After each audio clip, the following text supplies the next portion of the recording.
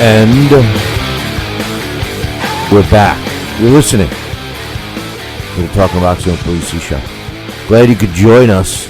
Don't forget about my book. That's right, it's going to be out, man. You want an early copy signed? Drop me an email. Billy at Talkin Boxing. That's TalkinBoxing.com. Tom Molyneux, From Bondage to the Baddest Man on the Planet. You got to read it. Don't miss it, man. But anyway, joining me right now, Boxing Hall of Famer and the New Jersey State Athletic Commissioner, my man Larry Hazzard. What's up, Larry? Hey, Billy. How you doing? How you doing, man? Not too bad, man. How about yourself? Very good, Billy. I'm sorry to hear about the, death in your family. Yeah, it was one of those deals where you knew it was coming. I mean, the person was almost as old as rocks, and but it's still even though you're kind of ready, you're not. You know what I'm saying? So yeah, you're never ready for it when it happens. You know it's coming, and at some point, but when it happens, you're still never ready for it. So. Exactly. Yeah, it's the worst part of life, right? But hey, what are you gonna do? Yeah. Well. Anyway, we got some stuff to chat about. First thing I want to ask you, Keith Thurman was a fighter that I really loved. I mean, every time that he was gonna fight, I couldn't wait. He was so exciting. He was one of these guys that. I couldn't wait. We start talking about young fighters. We're trying to get rid of this Pacquiao and Mayweather stuff, and let's get the world introduced to some new talent. We got so many talented young fighters. Terrence Crawford is one that comes to mind, and Keith Thurman was one of those guys too. But it seems that he's changed ever since the Diego Chavez fight, which was his last one on HBO. He's had Robert Guerrero that he fought, and this last fight last weekend, and there was another one sprinkled in, and he's become kind of a guy that doesn't engage. And this fight against Collazo really, at least in my opinion, and I'm curious to get yours. At least in my opinion, was a boring fight. I mean, what happened? And then at the end, he's pounding his chest. I mean, is this what they're told to say? I mean, I don't know. It seems to be the norm with all these. Al Heyman fighters, because that's who's doing it. What's your thoughts on Keith Thurman and his performance against Luis Collazo? Well, what's happening is that we sometimes, and I agree. First off, let me start off by saying I agree with you. Okay, because the Collazo fight showed me some things about Keith Thurman that we hadn't seen before. Okay, and like you, it seems like he's changed. It seems like he's not the fighter that he was before, and he's really not the fighter that I thought he was. I saw some things, and I said, oh, okay, he's just average like some of the other guys. But I think that what's happening and why we come away a lot with these feelings of disappointments is that I think we've set our standard a little bit too high for this new generation of fighters. We're old school, and we're kind of still in that mold from past generations, and this is what we're looking for, and we've set our expectation levels a little bit too high for the talent that's out there. And these guys, as time goes on, I don't know if it's the level of competition or whether it's just that, they have changed their attitude in terms of how they're, going to go about this thing. But the changes are noticeable. And it's a bit disappointing. I just don't. Thurman, to me, is just not the guy with all of the promise that I thought he had going forward. So, I don't know. Maybe it was an off night. I mean, he got hit with some shots, and there's some things that he did that, he just didn't respond like the old Keith Thurman. He just didn't take care of business like the old Keith Thurman did. And that's why we come away with this feeling of disappointment. So that's basically it for as far as the way I see it. We'll just have to see what he does in his next fight. Well, before I'm really solid in my opinion on it. But it was a disappointing performance as far as I'm concerned. Well, I mean, here's a guy that clearly has the skill. He's got hand speed. He's got punching power. And I keep going back to the Dago Chavez fight because that fight, he exchanged. He showed his boxing ability. I remember coming on the show and talking about him and saying, listen, this guy is way more talented than just a one-punch knockout artist like his nickname suggests. Right. And then, when he fought Guerrero and then Bundy, who is not a knockout puncher, yes, he did exchange with Guerrero, but he seemed to get stung a little bit, and then he immediately went on his bicycle. Now, in a case like that, I'm not going to criticize a fighter for being smart. Okay, hey, I just got buzzed. I'm winning this fight. Let me just do what I got to do to win. Okay. That's a good strategy. Right. Maybe I don't like that, but I'm not going to criticize the fighter for it. He did that against Guerrero, and he did that against Bundy, even though Bundy isn't a power puncher. But when he started this fight against Collazo, he started it on his bicycle.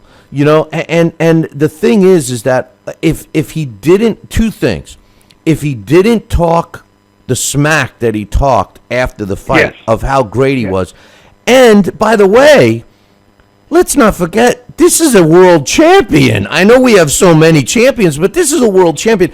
I think the combination of a lot of these fighters who are choosing to make the money, which I'm not going to knock them for, because hey, when push comes to shove, I applaud them for making the most money possible, and I'm not going to knock them for making the most money that they can for the least amount of risk.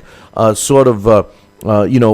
model that has worked for other fighters in the past, but once you sprinkle in the fact that you're a champ and then you're pounding your chest after a subpar performance, I think that's what my problem is. And then when you sprinkle in Collazo, it really makes you wonder. Collazo rocks Thurman in this fight with a body shot. Then at the end of the round, right? There was less than 10 seconds. Then at the beginning of the next round, it's like Collazo took the round off, and then he quits in his corner. I mean, I couldn't. I mean, listen, I'm not going to knock a guy for quitting. We don't know if he could see or not. It's him. It's his life. Blah blah blah. But I mean, that should jack you up, right? I mean, you should be thinking, I got a shot, man. Let me give it my all. Let me go after this guy. And instead, he takes his foot off the gas and decides to stay on his stool. He even shocked his own corner. He shocked his corner, and for the first time in a long time that I could kind of agree with Teddy Atlas almost with everything he said about Collazo. That's the difference between, or how did he put it, the definition of fighter, or however he phrased it. To me, the way that Collazo quit, I'm saying, this is to me, I can't see. But that's the difference between champion, great fighter, and just fighter, or whatever, however you want to categorize it. But to me, that's not the way to go out. That's not the way that real fighters and competitors go out. You can't see, and it didn't look like, anything serious was wrong with his eye. And I'm like you now. I'm like you. I can't, I'm not taking any of the punches. But this is the hurt business. And, when you're in there and you're a real fighter, okay, and you really got that champion's heart, your mentality is, hey, I'm going out of here one way. You're going to have to knock me out, or this fight is going to have to be stopped. And here's a guy who just rocked one of the so-called stars of this era with a body shot, and then he goes back to his corner the next round, and he just gives up. I mean, there's something very wrong with that. Right. First of all, he was bigger. I'm watching that fight and I'm going, when was the last time I saw Luis Collazo in a fight that he was the bigger guy, And I'm saying maybe Thurman is in the wrong weight class. But here's a guy, and somebody had suggested, it said, well, he's been in a lot of wars. He was getting a big payday. Maybe he just decided that that's it. And you know what, Larry? I would have bought that, and I probably wouldn't have made a big deal. But if you're going along the fight, and it's the 8th round, 9th round, and you're getting beat, and you know that the money is in the bank, so to speak, and you might say to yourself, you know what? Why take unnecessary punishment? I'm going to stay on my stool. All right, not that I agree with it, but you could see that. But I'll tell you, when a guy all of a sudden does what he did, rock this superstar, like you said. And all of a sudden the guy is hurt. He almost tumbled down. I give Thurman credit for staying on his feet. I mean, he clearly was in trouble. That should give you a shot of adrenaline. I mean, all of that. Maybe I should just pack it in. Should leave. Now you should be saying, wait a minute, I got a shot here. I got a rematch clause. I got this. I got that. You start thinking about all those other positives. That's what shocked me. To make more big paydays. Exactly. At least one. You know what I mean? At least one. He would have got the rematch. Come on. I mean, come on. We all agree that Al Heyman is one of the smartest guys in the business. Yeah, I doubt very much he's putting, especially one of his champions, in a fight without a rematch clause in the contract. I mean, come on. So right. I don't know. And then you look at the other fight, which I loved. Everybody was critical of the fight. I happen to have picked Nelson to win the fight because this kid, Willie Nelson has been in tough with a lot of tough guys, and I look at Tony Harrison, who's a talented young kid. He was very he was supportive of Detroit. He felt like he had the weight of the city of Detroit on his back, and all of this stuff. And what do you hear in the corner? Here's a guy that's arguably winning this fight, and his corner says, and it almost seems like every time a corner says this, Larry, they jinx their fighter. They go, "You're winning this fight. Have some fun out there. Get some rounds in."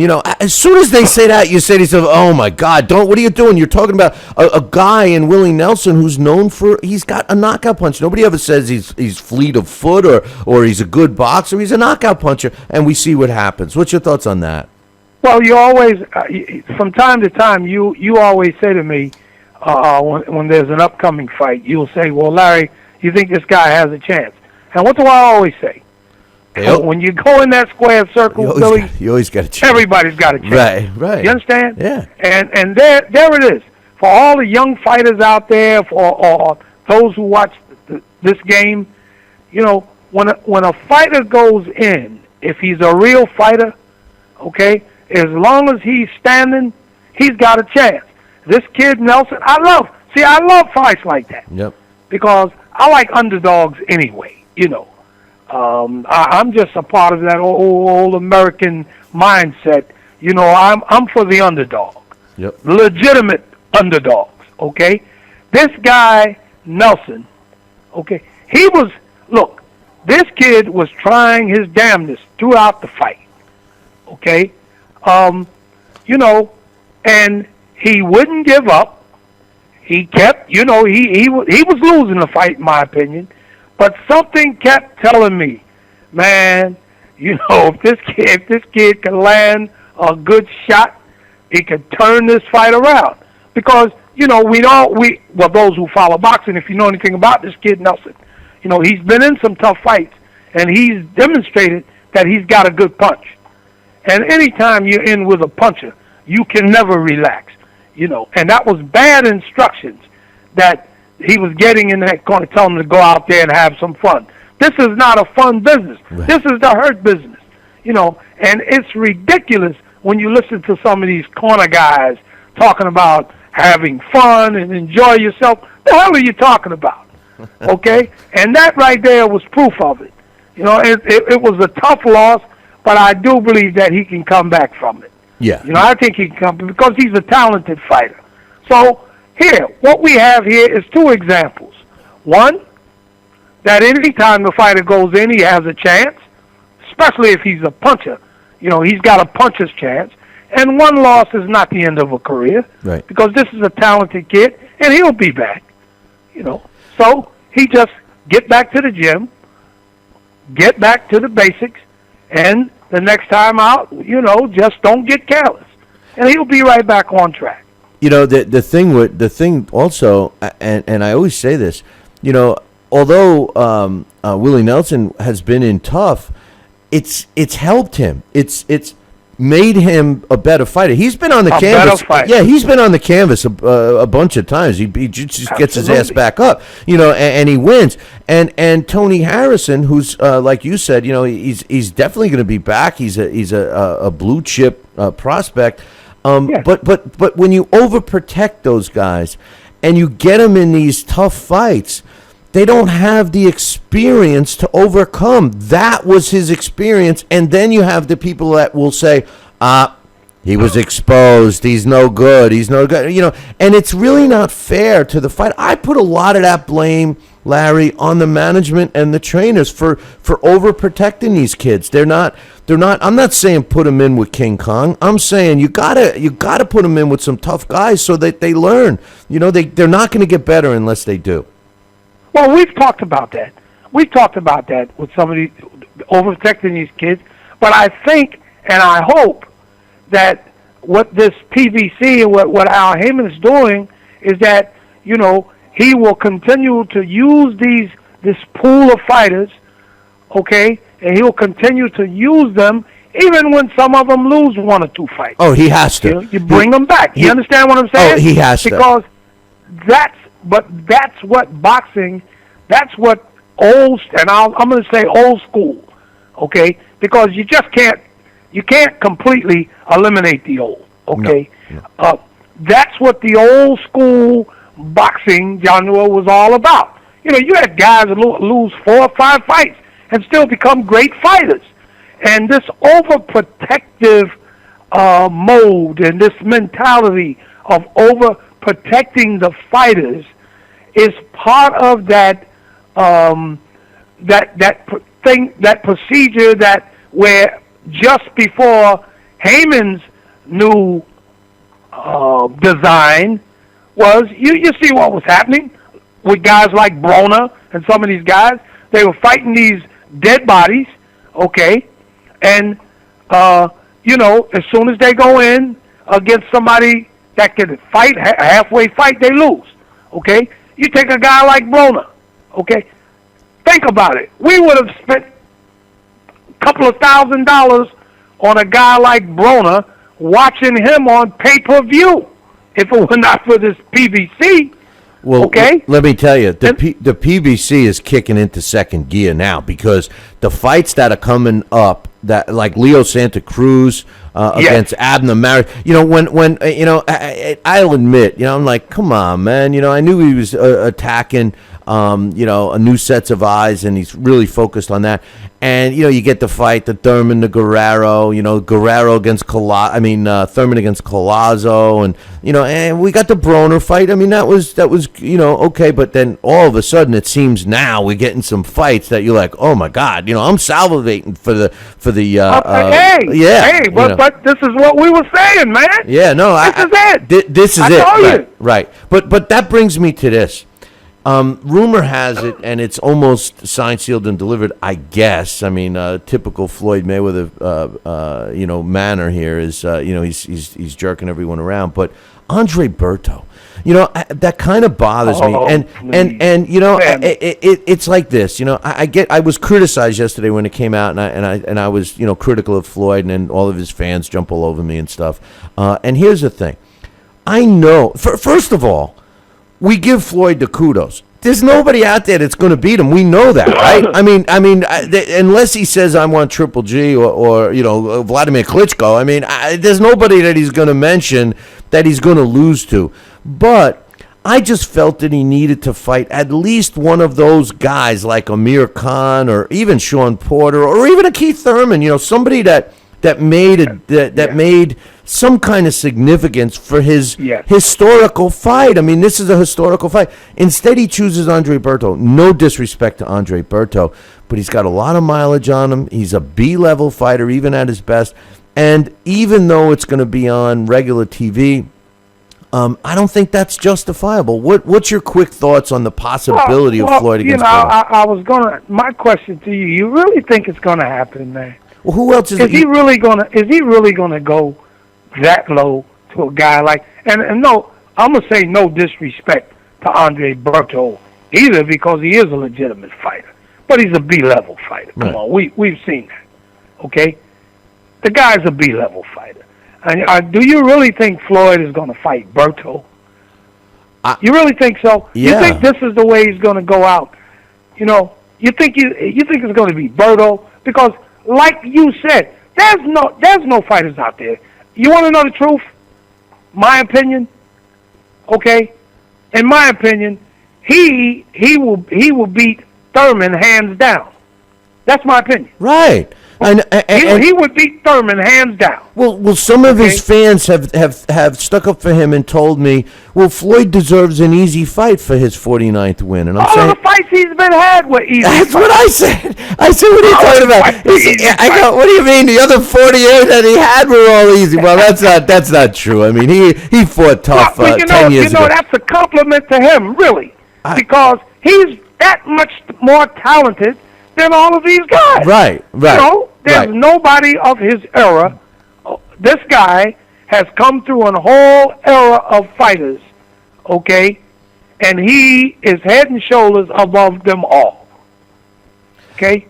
So all of his fights have been easy fights. Right, so he might as well pick a guy that's got some significance, And here's the joke. Right. Here's the joke of it. I forgot all about this, but apparently Andre Berto is some interim champion. I mean, he somehow picked up a belt when he fought the last fight. Hey, let me ask you your thoughts on this.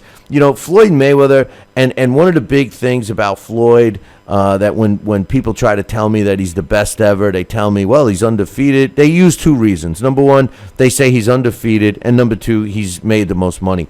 And, he clearly made more money than anyone when he fought Pacquiao, et cetera, et cetera. But last night, for the best fighter, ESPY award was given to Ronda Rousey of the UFC over Floyd Mayweather. And I look at it not so much. I love the line that Rousey said about Floyd Mayweather and him, beating up women and blah blah blah. But here's the point that I'm getting at. I think it shows that true sports people, not diehard boxing fans, but sports people recognize that what you bring to your field of play, your sport, is more than just a record and money. It's something else. And I think that's why Ronda Rousey won it. What's your thoughts, and are you surprised that she won it?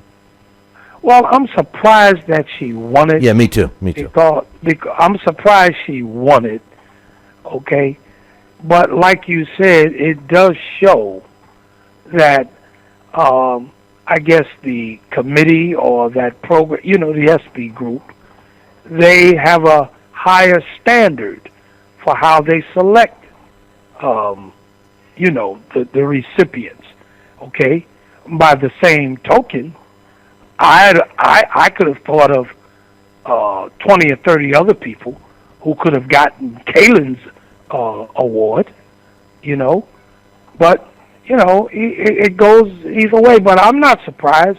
And Ronda Rousey, she got it, but I think it was based on a higher standard. Floyd, certainly, being who he is, winning the money and everything else, but there's some other issues that I think took him out of the running on that. Okay, so it is what it is. But I'm really surprised that he didn't get it. The surprise is like what you said. There obviously, is a different group of standards that's being used with the selection of these people. So that's the only thing that the only rationale that I can add to that. But I am surprised that he didn't get it.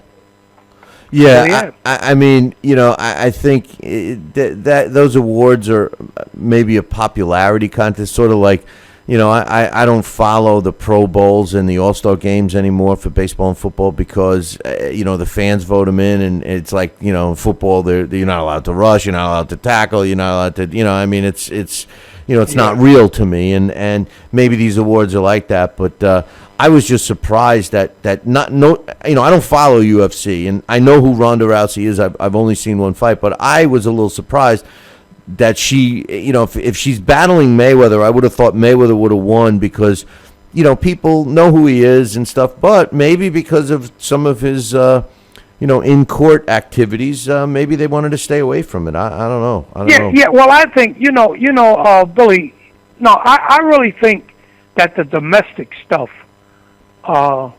if anything is hurting Floyd Mayweather, or if there's anything that will hurt Floyd Mayweather, I would think that it would be those domestic problems that he's had.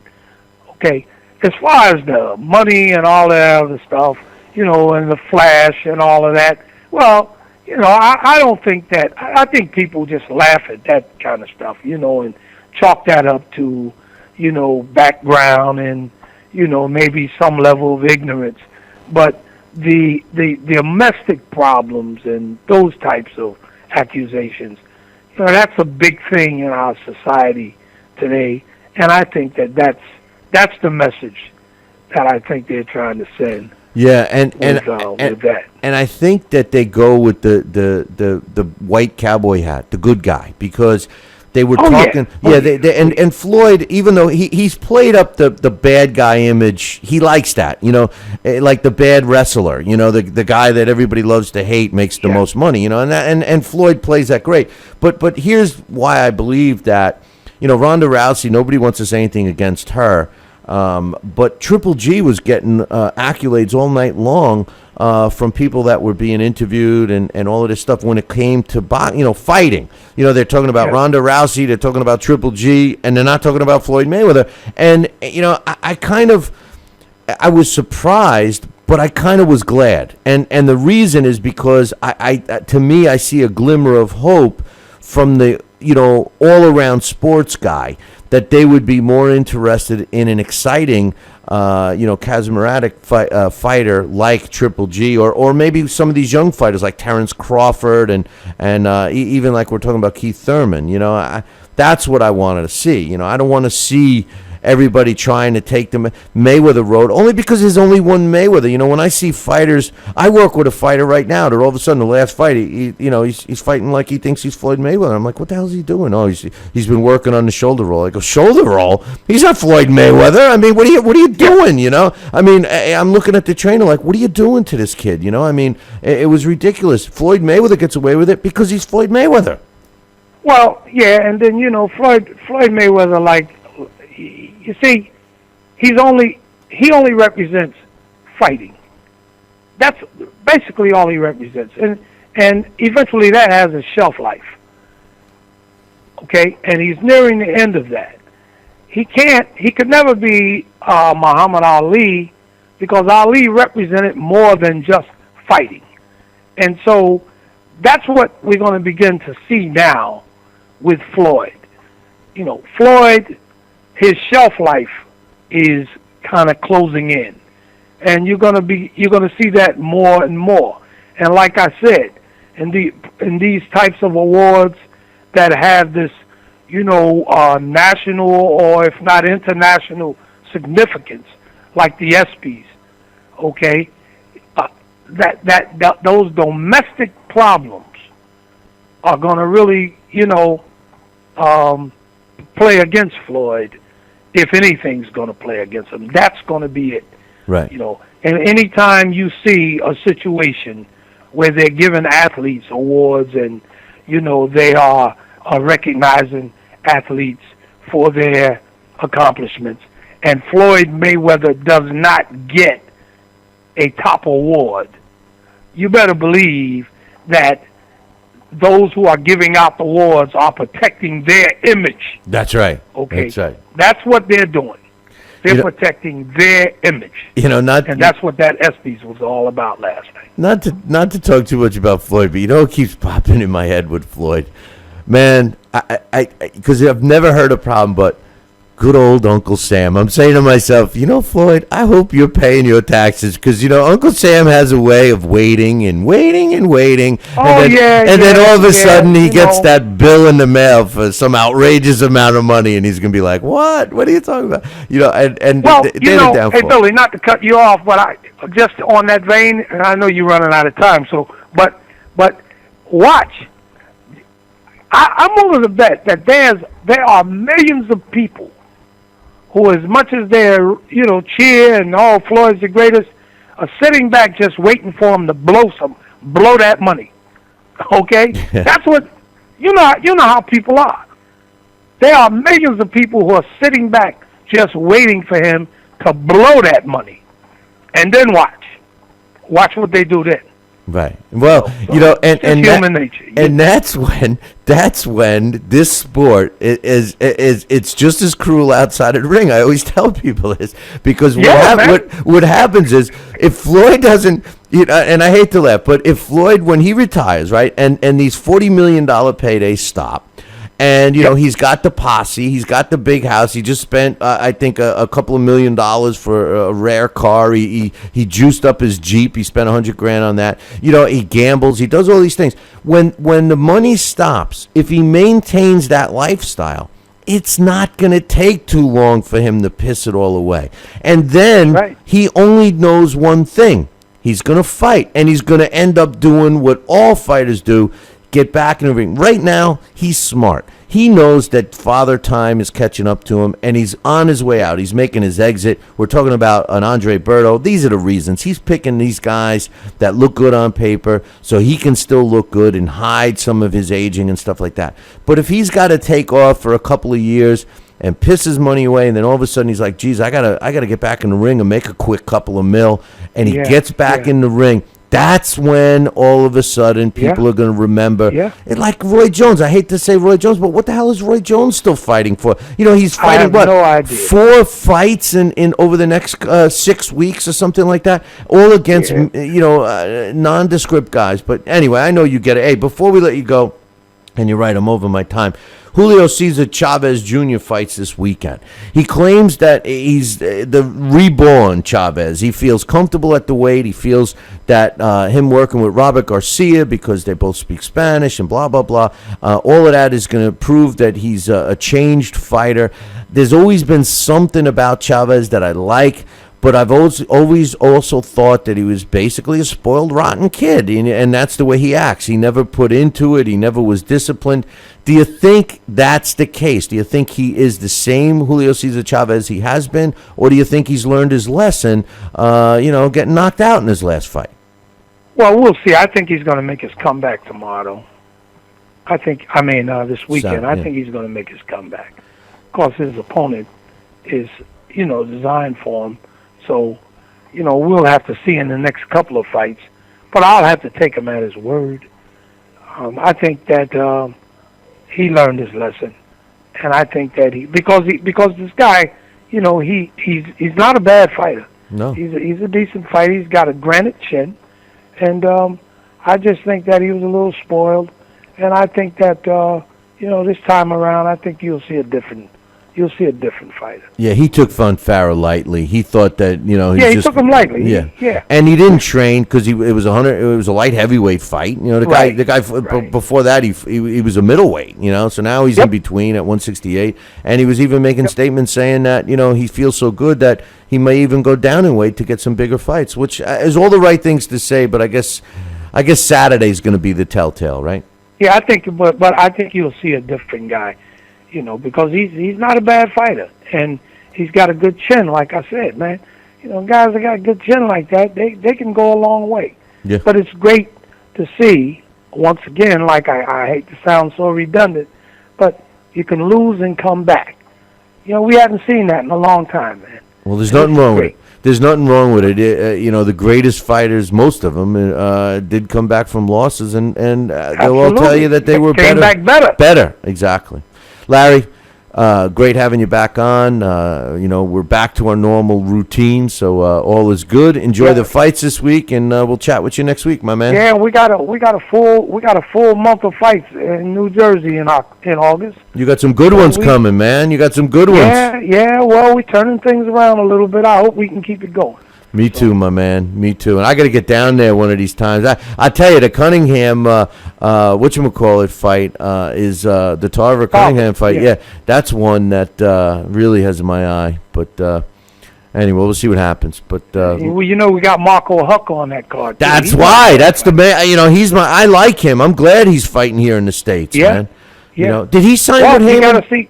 You got to see that ringside anytime you're ready, Billy. No, I know, and I want to come down, man. I definitely, and that's a good card. Marco Kapnuk is a good fighter, and I wish the cruiserweights were more popular here in the States, because that's the weight class, man. If you think about it, 200 pounds. I mean, that's the size of these heavyweights that we talk about. All those great heavyweights, the Dempseys, the Marcianos, even Sonny Liston and Ali weren't that much over 200 pounds. Weren't that big. They weren't that big. No, so. All right, you got to remember, Joe Louis was only 190? Well, 186 pounds? Yeah, well, Rocky Marciano never weighed more than 189. Jack Dempsey never weighed more than 180. Those guys. Yeah, I think Louis did come in over 200 a couple of times. He was. Did he? Yeah, he was a big guy. But look at Jack Johnson. They look at Jack Johnson as a monster. Everything you see about him, he was a monster. He was a monster. The guy weighed 211 pounds. He wasn't. They weren't huge. Yeah, they weren't huge. But. Anyway, my man, listen, have a good weekend. Enjoy the fights, and we'll talk to you next week. Okay, Billy. All right, brother. Take care. Okay. That's Larry Hazzard, Boxing Hall of Famer, New Jersey Boxing Commissioner, my main man. Hey, listen, I got to take a break. When I come back.